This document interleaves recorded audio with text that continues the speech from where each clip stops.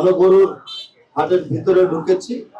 আমরা এই পর্যন্ত যা দেখতে পেয়েছি যে গরু বিভিন্ন জায়গা থেকে এসে যাতে মেন রাস্তায় না থামে, সেটা আমাদের নজর এখন পর্যন্ত পড়েনি। আমরা পাশাপাশি এটাও দেখেছি যানজট চলাচলে কোনো অসুবিধা হচ্ছে কিনা। আমরা সেটা দেখছি যে পরিবহনগুলো অনায়াসে সুন্দর ব্যবস্থাপনার মধ্য দিয়ে চলাচল করতে পারছে। আমরা যেটা চাই সেটা হলো প্রতিটি পশুর হাটের বর্জ্য ব্যবস্থাপনা থেকে শুরু করে সকল কিছু একটা ব্যবস্থা করার মধ্যে থাকুক।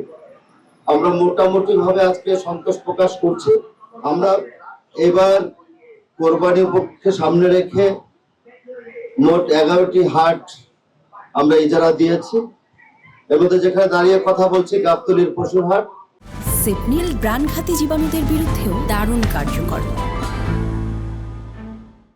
সেটা স্থায়ী পশুর হাট হিসাবে বিবেচনা রেখেছি আমরা। প্রতি বছরে এই গাবতলীর হাট 1 বছরের জন্য ইজারা দেওয়া হয়। সেখান থেকে আমরা সার্বিক ভিজিটে এসে যেটা দেখতে পারলাম যে ব্যবস্থাপনাগুলো ঠিক আছে কিনা, এবং এখানে বিভিন্ন ব্যাংকের কর্মকর্তা বৃন্দরা আছেন, তারা জাল নোট সহ ক্রেতা বিক্রেতাদের টাকা লেনদেনকে সহযোগিতা করছেন। বিভিন্ন আইন প্রয়োগকারী সংস্থারা আছেন, সার্বিকভাবে তারা সব গরুর হাটকে বিবেচনায় নিয়ে তারা তাদের কর্মকাণ্ড চালিয়ে যাচ্ছেন। আমরা গরুর হাটের ভিতরে ঢুকেছি। আমরা এই পর্যন্ত যা দেখতে পেয়েছি যে গরু বিভিন্ন জায়গা থেকে এসে যাতে মেন রাস্তায় না থামে, সেটা আমাদের নজর এখন পর্যন্ত পড়েনি।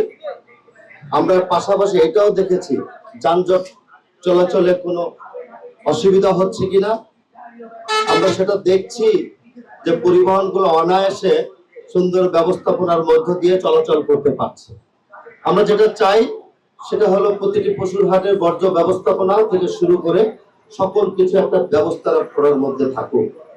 আমরা মোটামুটি ভাবে আজকে সন্তোষ প্রকাশ করছি। আগামী দিনেও আমরা এই ভিজিট অব্যাহত রাখবো। এটা আমাদের ব্যবস্থাপনা এবং ঢাকা উত্তর সিটি কর্পোরেশনের যে শর্তগুলো আছে সেটাকে তারা ফলো করছে কিনা, সেটার জন্য আমরা মনিটরিং করার জন্য এই ভিজিটগুলোকে আমরা অব্যাহত রাখবো। আজকে এখানে আমাদের ভেটেরিনারি টিমও আছে। এখানে ডিএনসিসির পক্ষ থেকে অলরেডি তারা কাজ করছে, এবং আমাদের সিটি কর্পোরেশনের যে বর্জ্য ব্যবস্থাপনাকে প্রতিনিয়ত পরিষ্কার করার জন্য সেটাকে অব্যাহত আছে এখানে। এবং এর পাশাপাশি আমাদের ব্যাংকের যে কর্মকর্তারা এখানে সার্ভিস দিচ্ছেন, তারাও সেখানে তাদের সহযোগিতা ক্রয় এবং বিক্রয়কারী যারা আছে তাদেরকে অব্যাহতভাবে দিয়ে যাচ্ছে। এবং ডিএমপি পুলিশ এখানে আছেন, পুলিশের কর্মকর্তারা তাদের দেখলাম ওয়াচ টাওয়ার নির্মাণ করেছেন, এবং ইজারাদার যিনি আছেন তারাও তাদের সহযোগে ওয়াচ টাওয়ার নির্মাণ করেছে পিছনে, আমরা সেটা দেখেছি।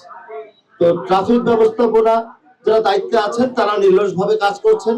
আশা করি আগামী 28 তারিখে ঈদ উদযাপন হবে। এই ঈদ উদযাপনকে সামনে রেখে আমরা এই ব্যবস্থাপনাটাকে আমরা সঠিকভাবে ধরে রাখতে পারবো। তাই সাংবাদিক বন্ধুরা, আপনারা কষ্ট করে এখানে আসছেন। আমাদের আজকের এই ভিজিটটা অব্যাহত থাকবে ঈদের দিন পর্যন্ত, যাতে করে নির্বিঘ্নে নগরবাসী তাদের গরু ক্রয় করে নির্বিঘ্নে তার বাসভবনে গিয়ে পৌঁছাতে পারে। সেই বিষয়ে সার্বিক সহযোগিতা করবে ডিএমপি পুলিশ সহ বিভিন্ন আইন প্রয়োগকারী সংস্থা, ঢাকা উত্তর সিটি কর্পোরেশন।